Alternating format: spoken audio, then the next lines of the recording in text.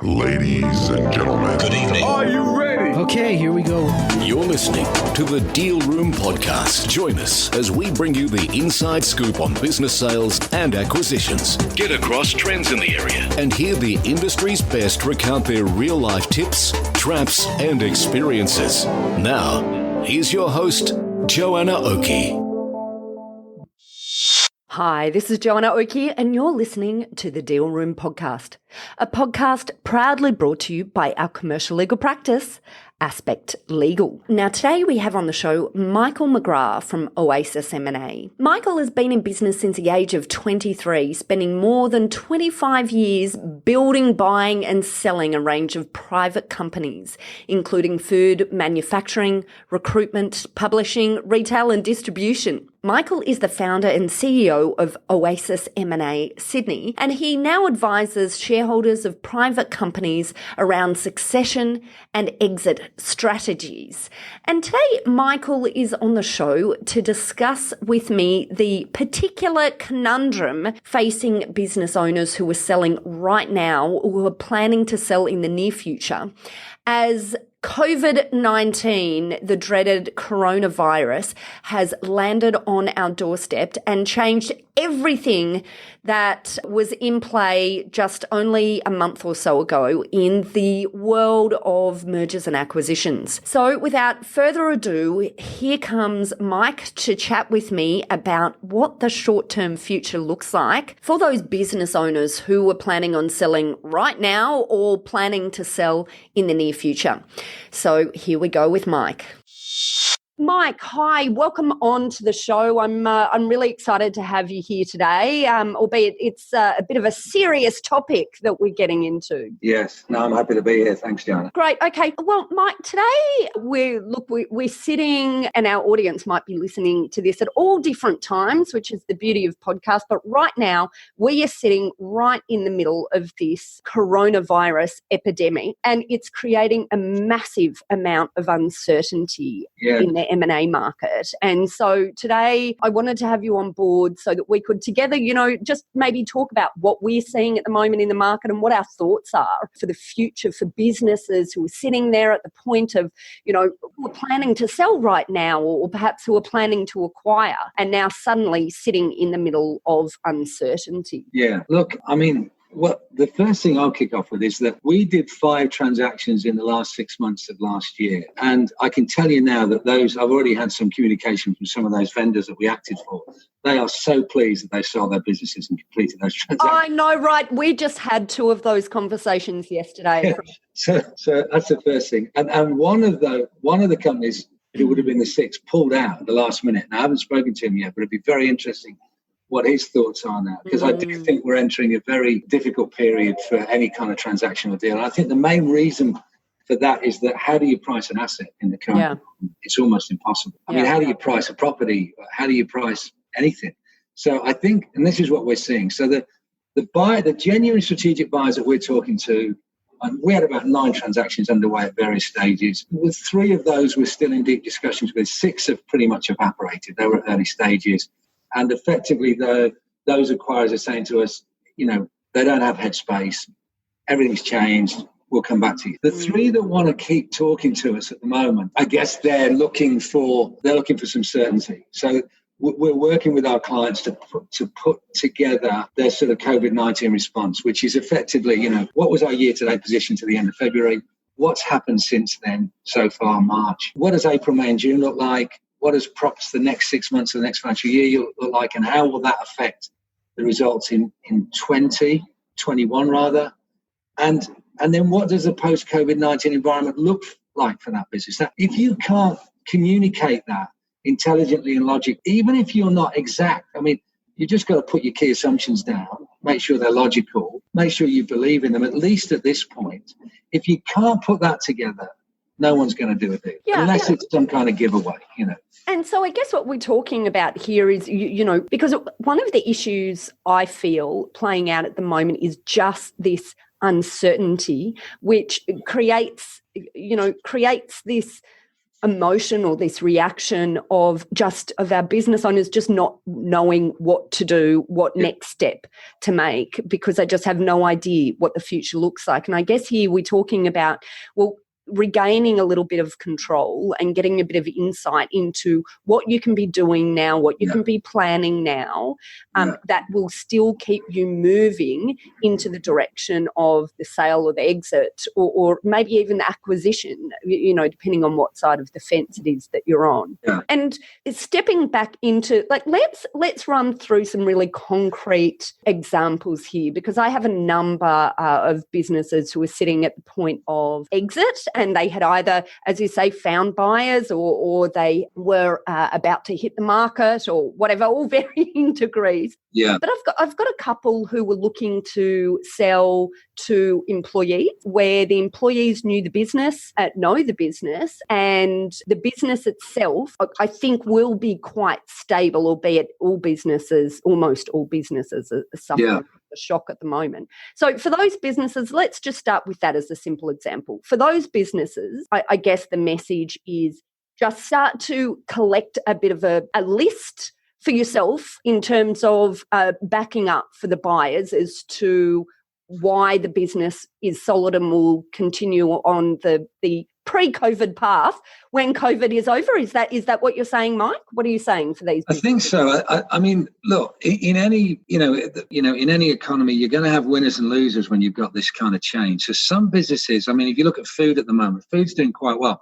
I'm on the board of a organic food business, and we're really doing very well. The business is very resilient. Sales are holding up insofar as, what we're expecting to see. And, we've done some pretty good work in that business to get them ready, really. I mean, not that we knew COVID-19 was coming, but just to have the business well run and with good governance and a board. And, we invested in our relationship with the bank, and the bank have been very helpful.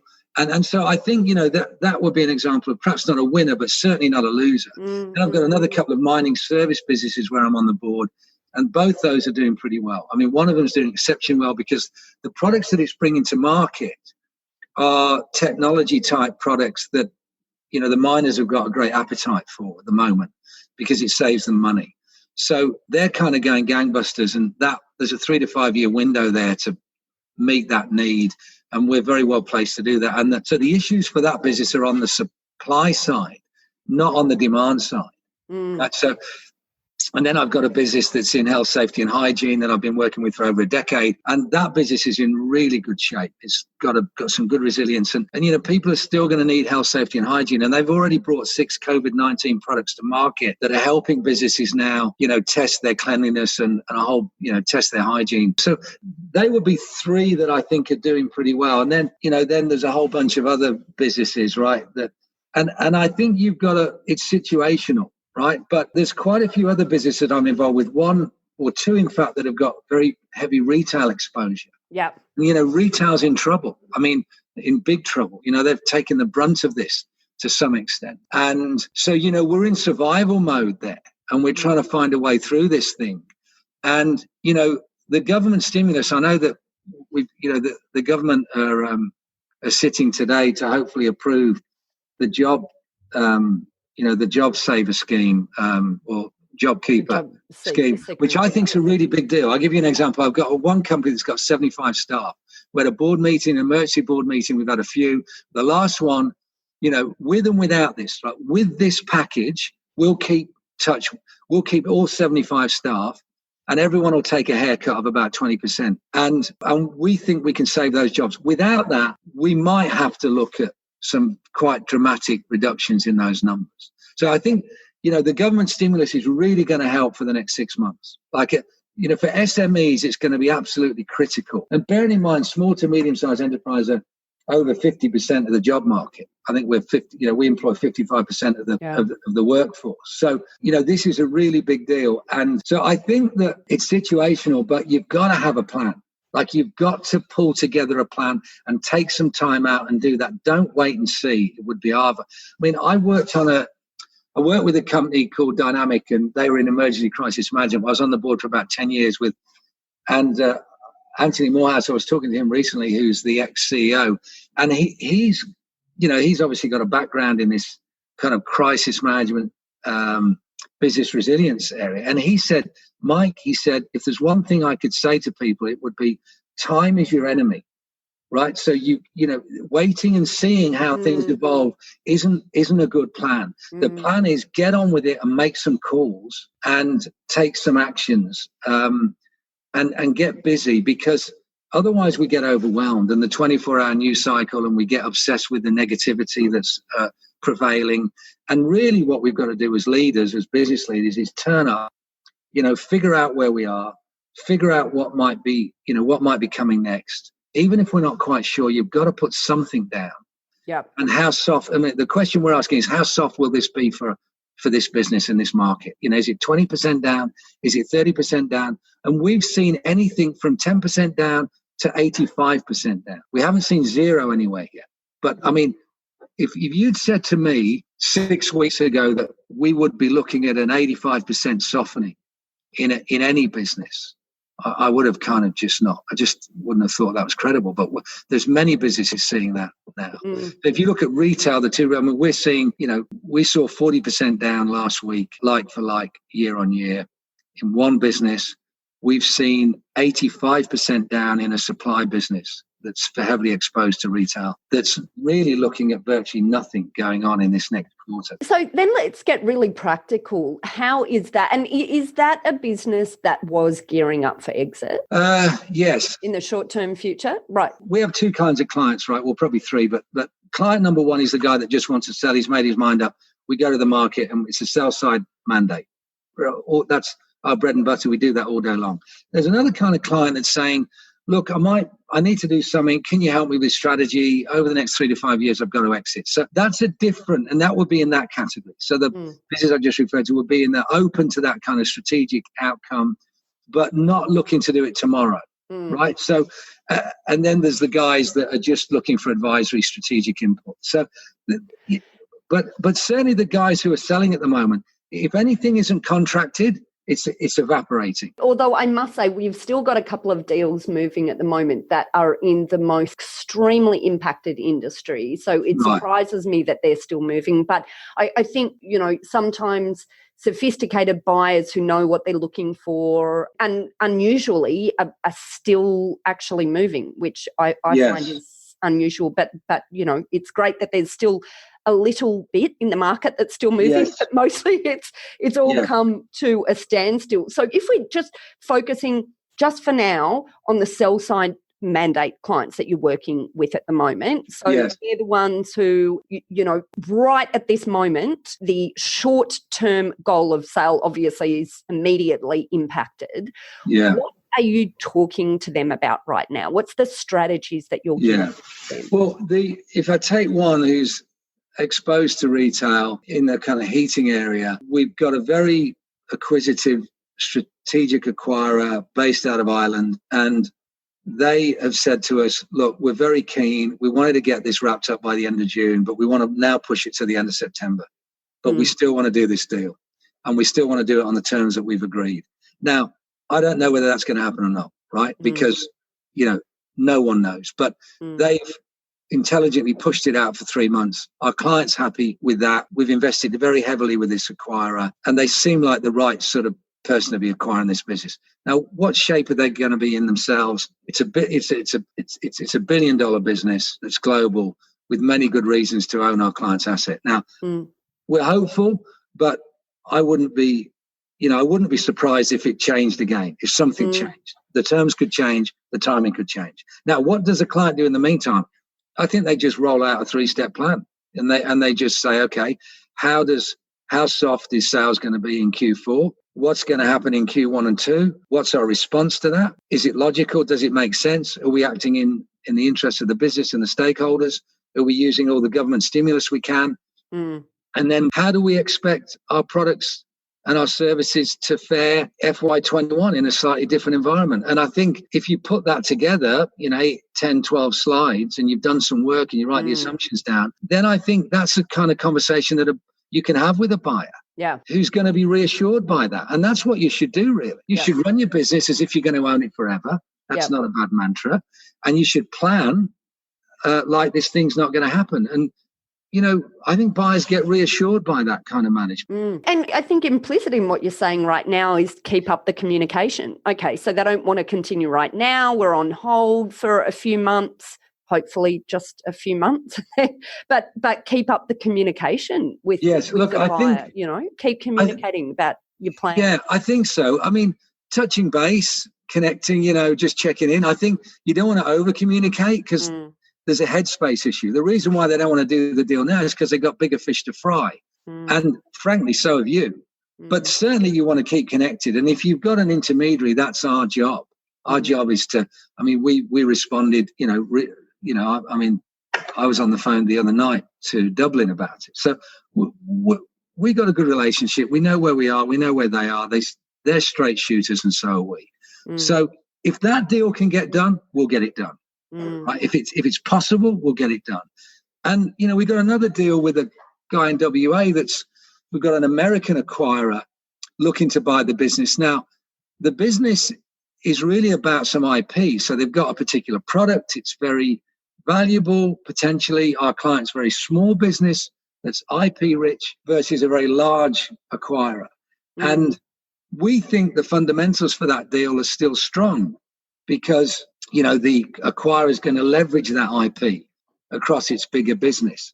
But they've started to try and renegotiate the price.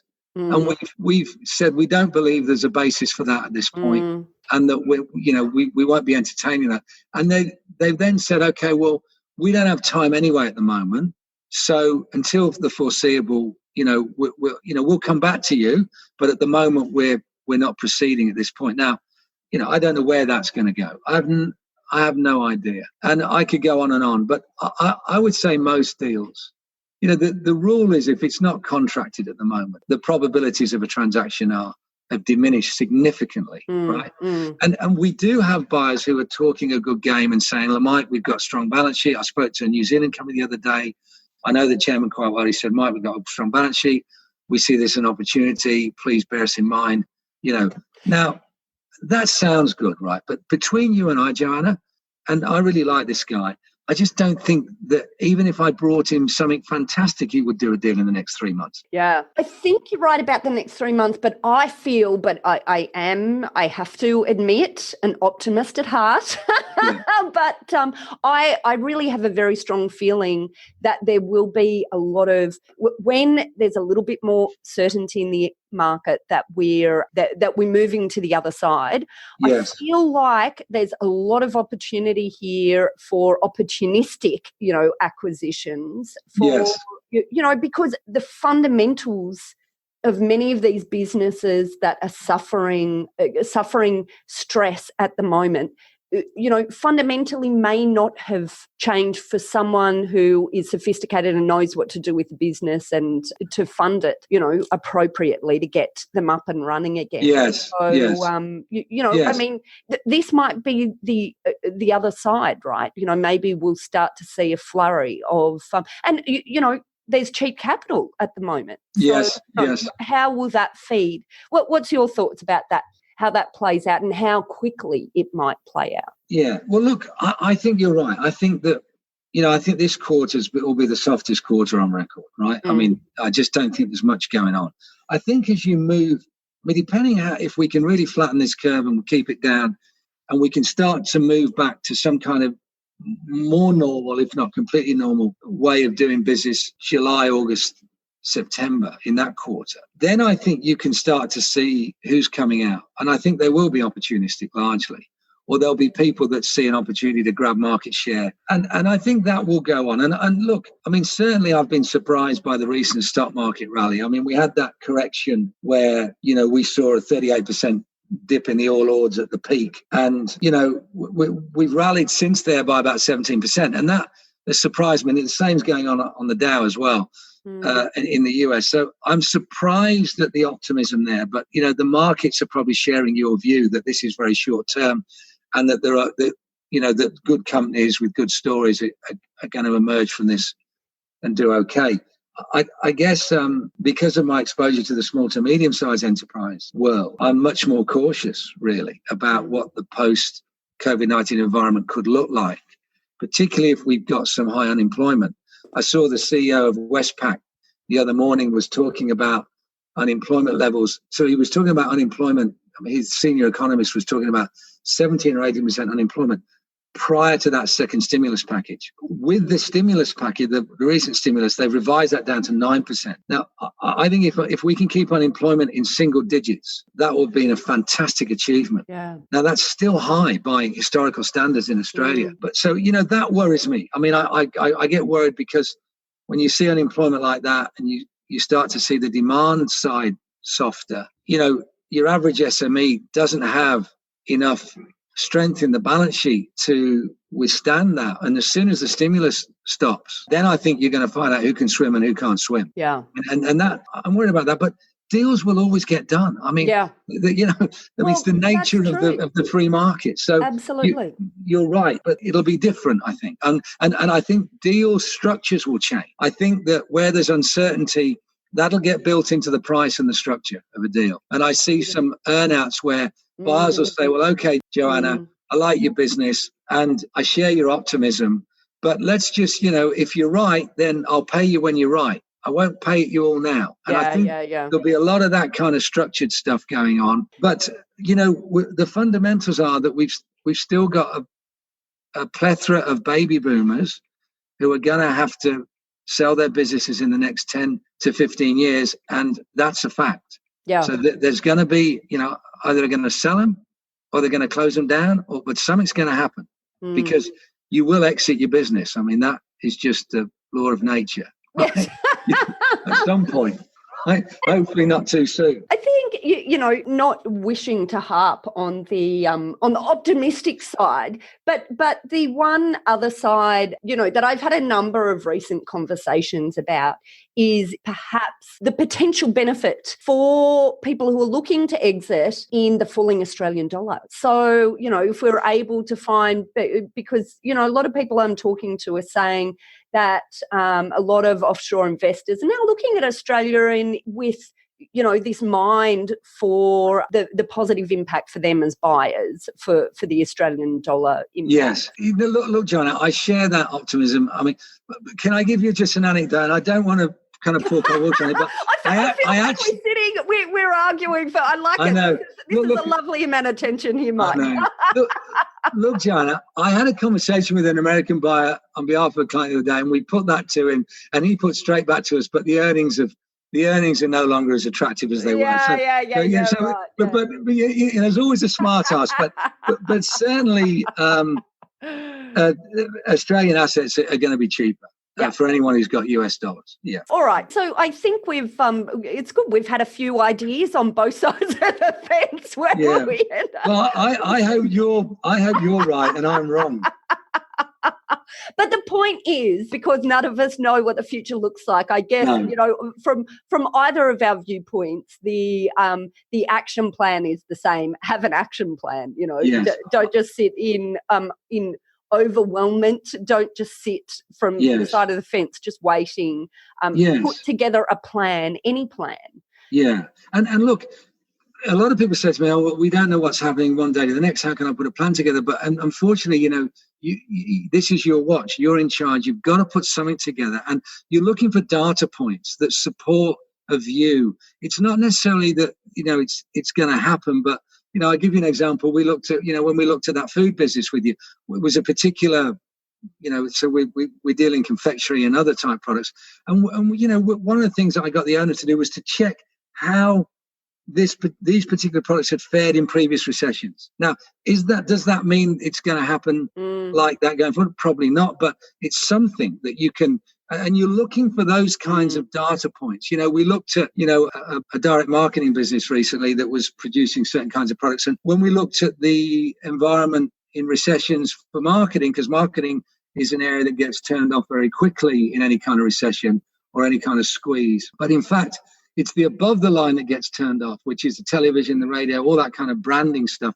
The below the line stuff, the leaflets, the brochures, the point of sale, that often people continue with that. So again, we use that as an example and say, okay, let's go and test that.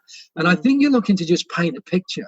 That's all. And, the one-eyed man in the kingdom of the blind is in charge, Joanna. So, you might not have it all down, but if you've got some idea, then that's better than nothing and sitting on the fence, I think. Mike, I absolutely love it. I just want to say a massive thank you for coming onto the podcast today. Pleasure. I think that's just a great takeaway to end with our listeners. But look, if any of our listeners are interested in getting in touch with you, perhaps to get a bit of a roadmap for, what an action plan could look like for them at the moment, how can they get in contact with you? Sure. I mean, by all means, you can email me at michael@oasismna.com.au, or you can jump on the website. And I've got a good team. We're going to have a very quiet quarter, but we're busy trying to make friends. We're not doing any selling at the moment. I mean, that's my only instruction to my advisors has been no selling, guys, because, it just makes no sense at the moment. So we're looking for ways where we can be of service. We've got a lot of advisory clients that we're working with that has kept us pretty busy. We've just switched and pivoted to that board work that I mentioned. But we're more than happy to take some calls and chat people through what we've been doing and what we think has been resonating and making sense. We've certainly helped clients meet the banks. We're good at that kind of, we're helping them with any kind of right sizing negotiations. So that's the kind of stuff that we see us getting increasingly involved in over the next 6 or 9 months. That's absolutely brilliant. Okay, well, thanks, Mike. We'll have you back on the show very soon. And in fact, any of our listeners who are interested, Mike and I are going to have a discussion on Talking Law that will be talking all about coronavirus and what it means for your business and how owners can take practical steps, how they should talk to their banks, staff, other stakeholders, and how they get on top of their numbers. So if you're interested in that, then look out for Mike and I on Talking Law. Well, that's it for our episode today with Michael McGrath from Oasis M&A. And I think one of the key takeaways for me from the discussion was this great phrase, time is your enemy, speed is your friend right now. So the speed of reacting and planning for the future, I think, is one of the important survival mechanisms and the mechanisms for business to put in place to make sure that they are properly and appropriately positioned for still selling their business on the other side of this COVID crisis. Now, if you'd like more information about this topic, to see the discussion with me and Mike in a full transcript, if you're so inclined, or if you'd like to be able to get the contact details of Mike McGrath at Oasis M&A, well, then just head to our show notes or to our website at thedealroompodcast.com. As I said, there we will be linking to Mike McGrath and Oasis M&A. And there at that website, you will also be able to contact our lawyers at Aspect Legal if you or your clients would like any assistance, not just with the sale or acquisition of a business, which might not be key in your mind right at this second, but we also assist businesses in making sure they make it through this coronavirus crisis strong and out the other side. In addition to our M&A legal services, also have lawyers who deal in employment law, leases and with contracts, so can deal with the myriad of issues that are coming up for businesses right now through this crisis. Well, that's it for today. Thank you very much for listening in, and I want to take this note to wish you in your business, wherever you're sitting right now, all the best in these crazy times. As you heard from this discussion, I am an optimist, and I think we'll all come through the other side, perhaps with businesses that look slightly different, but maybe with different ideas and opportunities at the other end. But until then, stay safe, and I'm wishing that you make it through the other side strong. And that's a wrap. You've been listening to Joanna Oakey and the Deal Room Podcast, a podcast proudly brought to you by our commercial legal practice, Aspect Legal. See you next time.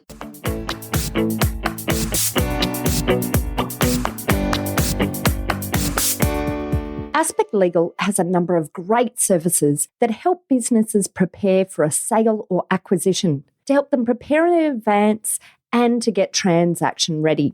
We've also got a range of services to help guide businesses through the sale and acquisitions process. We work with clients both big and small and have different types of services depending on size and complexity. We provide a free consultation to discuss your proposed sale or acquisition. So see our show notes on how to book a time to speak with us, or head over to our website at aspectlegal.com.au. Ladies and gentlemen. That will conclude this evening's entertainment. Thanks for listening to the Deal Room Podcast. To find out more about this episode and other episodes in the series, check out the show notes or head over to our website at thedealroompodcast.com.au.